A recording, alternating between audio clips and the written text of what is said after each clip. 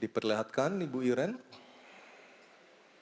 Politik luar negeri. Oke, baik. Politik luar negeri. Selanjutnya panelis Bapak Kusnanto Anggoro untuk mengambil undian daftar pertanyaan.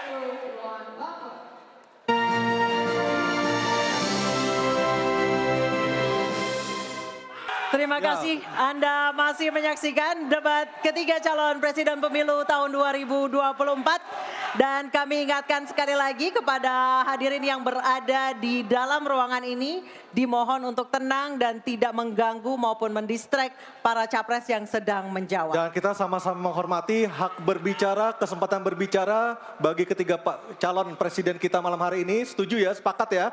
Hadirin ya? Sepakat bisa semua? Bisa dijaga ya semua ya? Baik, kita akan lanjutkan acara kita malam hari ini.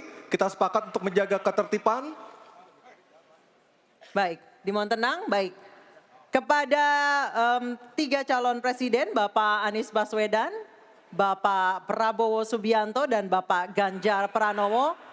Kita sudah sepakat, Bapak-Bapak, Ibu-Ibu. Sepakat tadi untuk menjaga ketertiban. Oke, kami mohon untuk menuju ke podium, Bapak-Bapak. Baik, di segmen ini kami akan kembali dengan pendalaman visi misi dan program kerja calon presiden 2024 dengan memberikan pertanyaan yang telah dibuat oleh 11 panelis. Namun sebelum itu kami ingatkan sekali lagi para hadirin dimohon untuk tenang dan supaya acara ini dapat berlangsung dengan kondusif. Dan menghormati hak berbicara. Betul. Calon presiden yang sedang berbicara, misalnya. Dan untuk segmen ketiga ini pertanyaan dimulai untuk calon presiden nomor urut 2 Bapak Prabowo Subianto, dan kami persilakan kepada panelis Ibu Iren Gayatri untuk mengambil undian subtema pertanyaan di dalam fishbowl. Kami persilakan Bu Iren.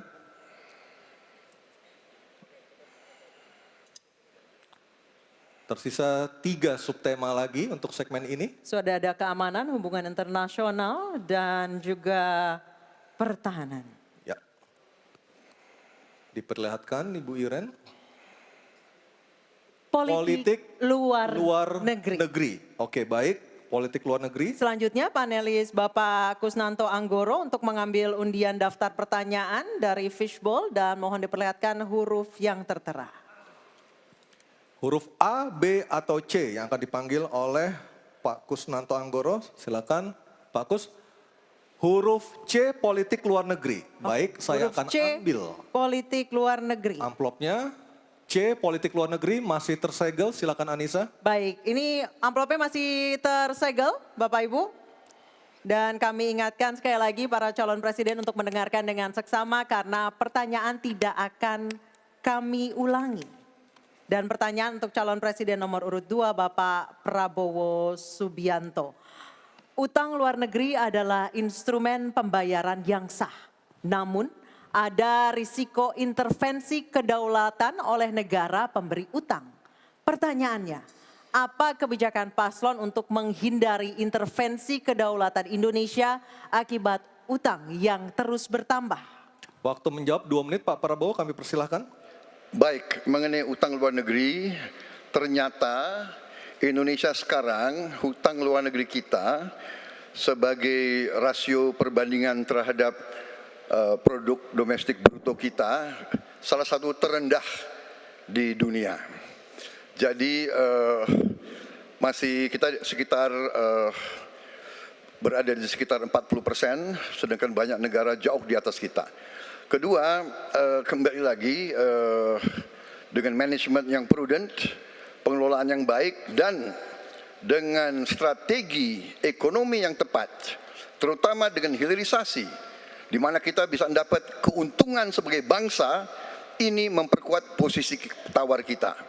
Jadi saya kok tidak terlalu khawatir negara lain mau intervensi kita soal hutang. Kita sangat-sangat dihormati, kita tidak pernah default. Saya keliling seluruh dunia, mereka sangat hormat dengan Indonesia, kita tidak pernah gagal hutang, dan saya sangat optimis. Tapi kembali, kita harus punya kekuatan pertahanan yang kuat supaya tidak bisa diintervensi, tidak bisa digertak, tidak bisa diintimidasi. Hanya dengan kekuatan kita akan dihormati dan kita akan amankan kekayaan kita, amankan ekonomi kita, amankan pembangunan kita menuju Indonesia makmur, Indonesia kaya. Terima kasih. Masih ada sisa waktu Pak Prabowo? Ya, Mohon tenang. saya tegaskan kembali ya bahwa pelajaran sejarah manusia yang lemah akan selalu ditindas. Kita lihat saja apa yang terjadi di Gaza. Kita tidak boleh lemah, kita tidak boleh Baik, waktu habis. dilindas oleh bangsa lain. Pak Prabowo, kami persilakan kepada calon presiden nomor urut 1, Bapak Anies Baswedan untuk menanggapi jawaban dari capres nomor urut 2 dalam waktu. Oke, silakan Anissa. Baik, selanjutnya capres nomor urut 2, jawaban capres nomor urut 2 akan ditanggapi oleh calon presiden nomor urut 3, Bapak Ganjar Pranowo. Kami persilakan Bapak, waktu Anda 1 menit. Kita membaca buku Convention of Economic Hitman dari John Perkin, bahwa hutang-hutang itu memang bisa mematikan. Maka hati-hati kalau mau hutang. Terutama pada infrastruktur yang punya risiko tinggi. Kita mesti hitung betul, kita mesti prudent betul. Karena ini pernah dilakukan dan membuat banyak negara kolaps karena hutang. Namun demikian, kalau mau pakai kekuatan dalam negeri, artinya wajib hukumnya kita mendorong ekonomi tumbuh 7%, kemudian govern berjalan bisa dengan baik, maka ICOR bisa turun 4%, dan kemudian kita mesti betul-betul anti korupsi. Kalau itu tidak dilakukan, maka tidak akan tumbuh ekonomi yang ada di tempat kita. Ease of doing business mesti dilakukan. Hanya saja memang, kalau kita bicara pada industri pertahanan kita, mesti kita kuatkan industri dalam negeri. Jadi mohon maaf kaitan dengan hutang, no utang, no usang. Sehingga alutsista kita betul-betul kita lakukan transfer of teknologi dari dalam negeri. Waktunya Baik, habis. waktu sudah habis. Mohon tenang, mohon tenang, mohon tenang. Sekali lagi mohon tenang. Kami persilakan kepada calon presiden nomor urut 1, Bapak Anies Baswedan menanggapi jawaban dari capres nomor urut 2 dalam waktu 1 menit, Pak Anies. Sebaiknya disebutkan berapa persentase yang ideal, Pak, untuk kita di Indonesia. Kalau hanya mengatakan bahwa kita termasuk yang terbaik, berapa angkanya? Menurut hemat kami, kita harus bisa mencapai maksimal angka 30% dari GDP. Sehingga kita aman di situ, di bawah 30%. Dan itu caranya apa? Dengan satu, menata hutangnya, yang kedua memperbesar GDP-nya. Yang tidak kalah penting adalah melakukan pengembangan skema-skema yang lebih kreatif dalam mencari hutang luar negeri, termasuk pelibatan swasta. Lalu memastikan bahwa ada perluasan wajib pajak yang harapannya nanti akan memperkuat juga GDP kita.